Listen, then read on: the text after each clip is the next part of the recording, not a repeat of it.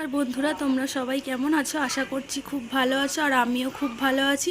আজকে আবার একটা নতুন রেসিপি নিয়ে চলে এসেছি। এখানে আমি দেখতেই পাচ্ছ চিচিঙ্গা আমি কেটে নিয়েছি এরকম সরু সরু করে।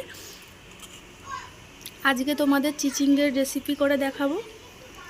এখানে কিছুটা পরিমাণ নারকেল কোড়ানো নিয়েছি।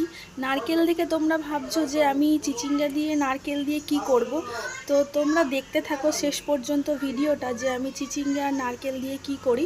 এখানে আমি কিছুটা পরিমাণ চিংড়ি মাছ নিয়ে নিয়েছি, এর মধ্যে আমি নুন হলুদ মাখিয়ে নেব। আমি চিংড়ির মধ্যে নুন হলুদ দিয়ে মাখিয়ে নিচ্ছি। কড়াইতে কিছুটা পরিমাণ সর্ষের তেল দিয়ে দিয়েছি। ফোড়নে আমি শুকনো লঙ্কা আর সর্ষে দিয়ে দিলাম। আমি এরপরে নারকেল কুড়ানোটা দিয়ে দেবো। নারকেল কুড়ানোটা দিয়ে হালকা করে ভেজে নেব। নারকেলটা ভাজা ভাজা হয়ে গেছে, এরপরে আমি এর মধ্যে চিংড়ি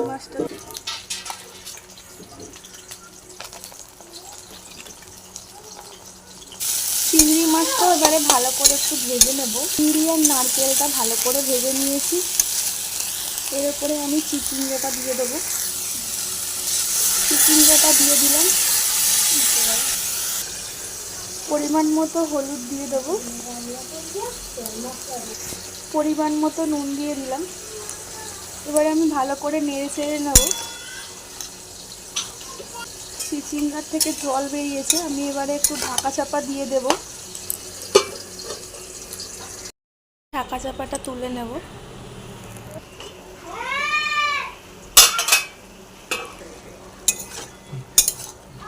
দেখো অনেকটাই জল টেনেছে, তাও একটু আছে,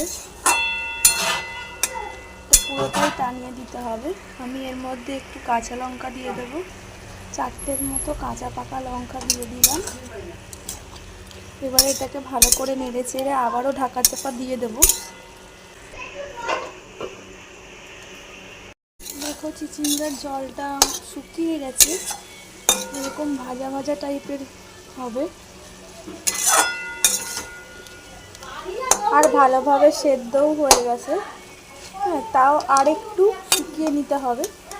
যারা তোমরা চিচিঙ্গা পছন্দ করো না, এইভাবে বানিয়ে খেয়ে দেখবে, অবশ্যই ভালো লাগবে। আমার চিচিঙ্গা ভাজাটা প্রায় রেডি। চিচিঙ্গের রেসিপিটা কেমন লাগলো অবশ্যই আমাকে কমেন্টে জানিও, আর ভালো লাগলে একটা লাইক করে যেও। আবার দেখা হচ্ছে নেক্সট ভিডিওতে, আবার অন্য কোনো নতুন রেসিপি নিয়ে।